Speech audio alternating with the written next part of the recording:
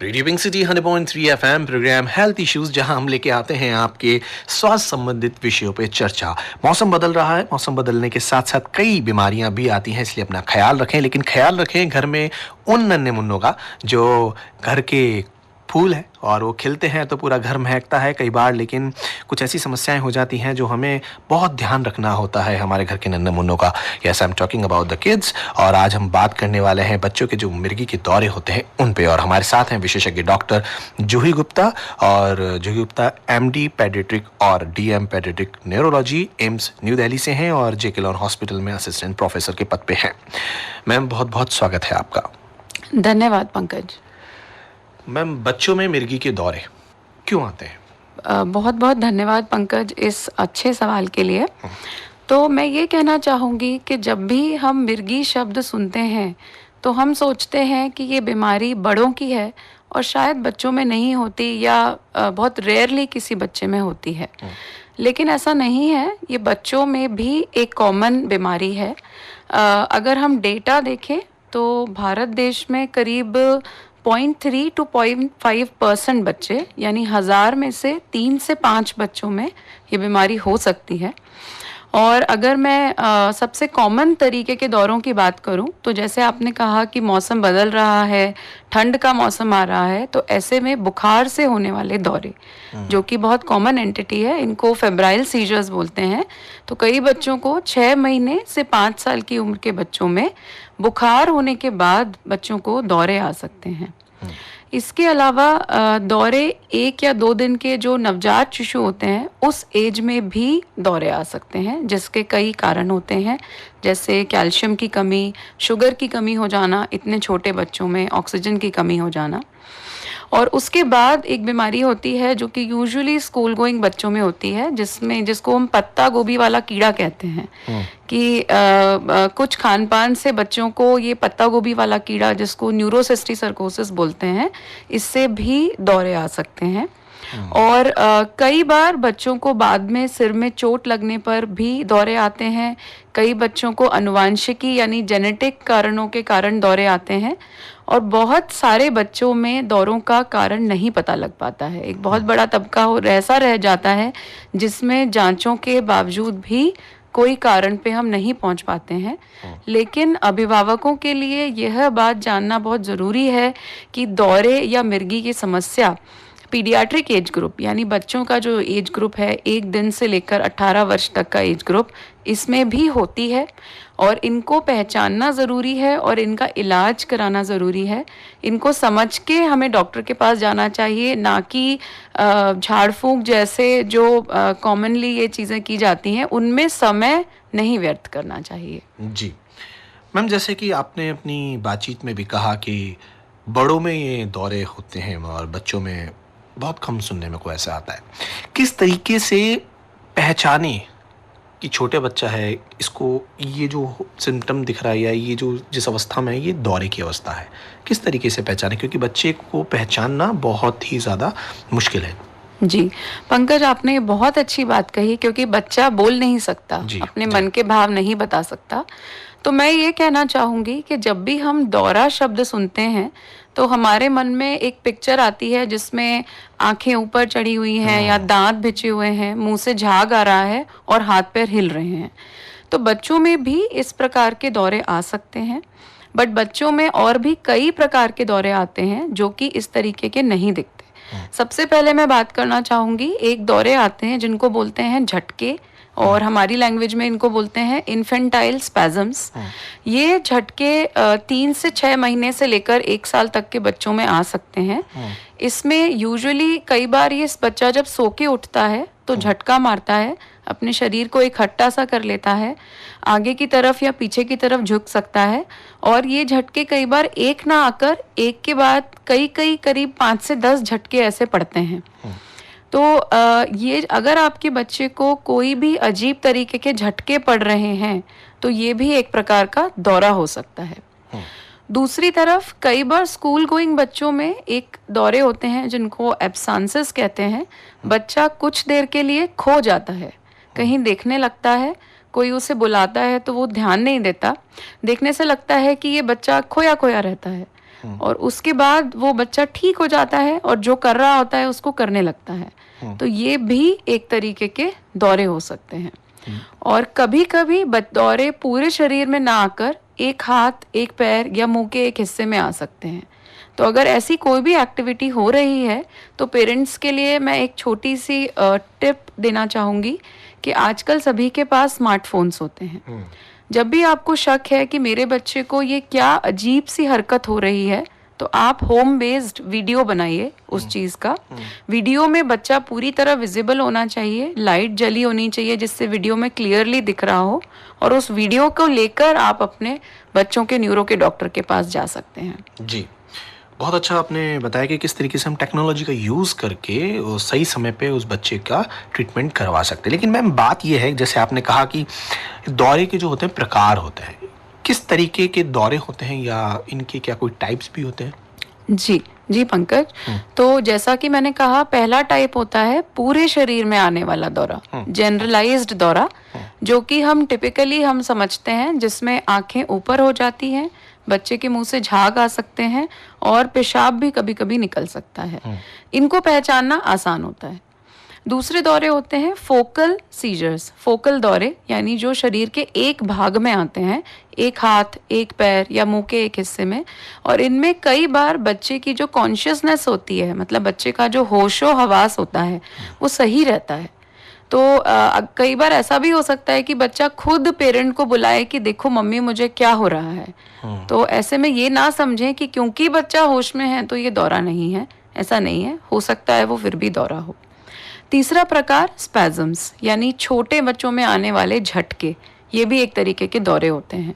एक प्रकार मैंने बताया एब्सेंसेस, जिसमें बच्चा बस एक तरफ कहीं देखता है, कुछ देर के लिए खो जाता है और फिर नॉर्मल हो जाता है।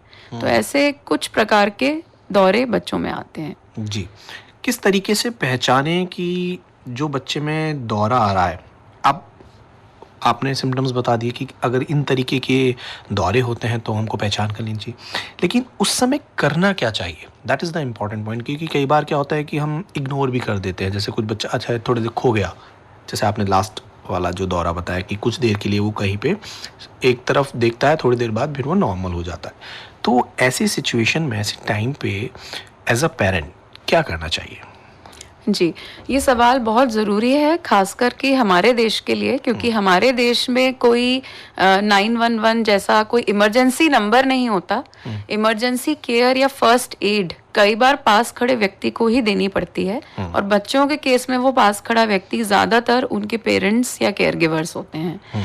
तो मैं एक टेक्निक या एक पद्धति जिसे बोलते हैं डोमिसिलियरी केयर ऑफ सीजर्स, यानी सीजर्स के दौरान दी जाने वाली फर्स्ट एड, ये सारे लिसनर्स को सिखाना चाहूँगी। जी बिल्कुल। इसके कुछ स्टेप्स होते हैं। पहली स्टेप है, जब भी बच्चे को दौरा आए तो बच्चे को रिकवरी पोजीशन में लेना चाहिए, यानी बच्चे को एक करवट से लिटाना चाहिए। एक करवट से इसलिए लिटाना चाहिए कि जो भी मुंह से लार गिर रही है वो अंदर सांस की नली में ना जाए, बाहर गिर जाए। तो एक करवट से आप फर्श पे या टेबल पे लिटा सकते हैं या बेड पे भी लिटा सकते हैं। सेकेंड स्टेप होती है, अगर बच्चे के गले में टाइट बटन, कोई शर्ट का कॉलर, कोई मफलर, कोई धागा है तो उसको ढीला कर दें, जिससे बच्चा आसानी से सांस ले सके। तीसरी चीज़, उस समय बच्चे के मुंह पे पानी ना छिड़कें, दांतों के बीच में चम्मच ना दबाएं, बच्चे को नहीं दबाएं, ऐसा कोई काम ना करें। शांत बने रहें और इन्हीं सारी स्टेप्स को फॉलो करें। उस समय पर बच्चे के आसपास कोई हानिकारक वस्तु है तो उसको हटा दें। और ये पॉइंट सबसे ज़रूरी है, अगर दौरा 3 से 5 मिनट से लंबा आता है तो एक नाक में डालने का स्प्रे आता है, जिसको बोलते हैं मिडाजोलाम नेजल स्प्रे। ये दवाई डॉक्टर द्वारा ही प्रिस्क्राइब की जा सकती है। तो ये नेजल स्प्रे बनाया गया है, नाक में डालने का स्प्रे बनाया गया है पेरेंट्स के लिए, कि वो घर पे ही नाक में ये स्प्रे को डाल के दौरे को रोक सकते हैं। तो ये स्प्रे रेगुलर यूज़ का नहीं है, इमरजेंसी की दवाई है। तो अगर आपके बच्चे को दौरे की शिकायत है तो अपने बच्चों के डॉक्टर से, न्यूरो के डॉक्टर से इस स्प्रे को ज़रूर लिखवाएं और इसका इस्तेमाल समझें। जी, क्या कारण हो सकता है मैम कि बच्चों में भी इस तरह की समस्या हो सकती है?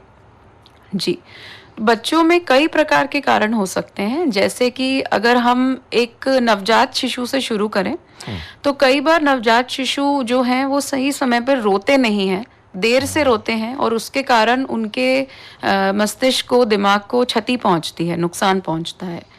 कई बार उन बच्चों में, छोटे बच्चों में शुगर की कमी, कैल्शियम की कमी, जैसा मैंने बताया, और कई बार पीलिया भी अगर बहुत बढ़ जाए, दिमाग में चढ़ जाए या दिमागी बुखार हो जाए, तो इन बच्चों को दौरे आ सकते हैं। दूसरा एज ग्रुप है 6-8 महीने के बच्चे। तो अगर नवजात वाले समय में, न्यूबॉर्न पीरियड में कोई समस्या हुई होती है, तो कई बार वो 6-8 महीने, साल भर में जाके दौरों के रूप में दिखाई दे सकती है। कई बार बच्चों को बुखार के साथ दौरे आते हैं। पत्ता गोभी वाला कीड़ा मैंने बताया, वो भी एक कारण हो सकता है। कई बच्चों को दिमाग में गांठ या ट्यूमर होने की वजह से भी दौरे आते हैं। कुछ बच्चों को बाद में चोट लगने की वजह से, दिमाग में चोट लगने की वजह से। कई बच्चों को आनुवांशिकी यानी जेनेटिक कारणों से दौरे आते हैं। और कई बच्चों में कारण बहुत क्लियरली पता नहीं भी लग पाता है, डिस्पाइट सारी इन्वेस्टिगेशंस के बावजूद भी कोई कारण नहीं पता लग पाता है। कई बार ऐसा होता है कि इस तरह की कोई सिम्टम सामने आते हैं या इस तरह की कोई समस्या होती है, तो जो पेरेंट होते हैं उनका कंसर्न बहुत होता है बच्चे को लेके, तो वो बहुत जल्दी पैनिक हो जाते हैं। वो घबराहट में कई बार कुछ गलत स्टेप भी ले लेते हैं और डर जाते हैं। तो अगर ऐसी कोई सिचुएशन है तो एज अ पेरेंट क्या करना चाहिए कि किस तरीके से हम शांत रहें ताकि बच्चा भी कंफर्टेबल रहे? बिल्कुल सही, आपने सही कहा। तो किसी भी समस्या को हल करने के लिए सबसे ज़रूरी होता है शांत रहना, बात को समझना और सही स्टेप्स को फॉलो करना। तो अगर आपको कभी भी ऐसा लगे कि मेरे बच्चे को कुछ अजीब हो रहा है, ये दौरे जैसा हो सकता है, उस समय अगर आप अकेले हैं तो आप बच्चे के साथ रुकें और जो मैंने आपको डोमिसिलरी केयर के स्टेप्स बताए हैं, यानी करवट से लेना, गले में किसी भी चीज़ को लूज करना अगर टाइट है तो, और स्प्रे का इस्तेमाल, ये करें। अगर आप 2 लोग हैं तो एक जना बच्चे के साथ रुके, दूसरा जना उसको वीडियो बना सकता है। अकेले हैं तो वीडियो बनाने की कोशिश ना करें, अपना पूरा ध्यान बच्चे पर ही रखें जी। और इस इवेंट, अगर ये इवेंट लंबा चलता है, मान लीजिए 3-5 मिनट से लंबा चल रहा है, तो तुरंत नज़दीकी इमरजेंसी जाना चाहिए। अगर ये इवेंट ख़त्म हो गया और बच्चा बिल्कुल स्वस्थ हो गया, तो फिर आप बच्चों के न्यूरो के डॉक्टर के पास विजिट कर सकते हैं। जी, बहुत ज़रूरी है। आपकी थोड़ी सी समझदारी, सजगता एक बच्चे को कोई गंभीर समस्या से बचा सकता है। रेडियो पिंक सिटी 100.3 FM हमारे साथ हैं doctor Juhi Gupta, neurology expert, assistant professor, जैकलन hospital. Radio pink city 100.3 FM सुनते रहिए। आप सुन रहे हैं Radio pink City, Radio pink City, Radio pink City. Only on 100.3 FM, 100.3 FM। कुछ तो खास है, कुछ तो बात है।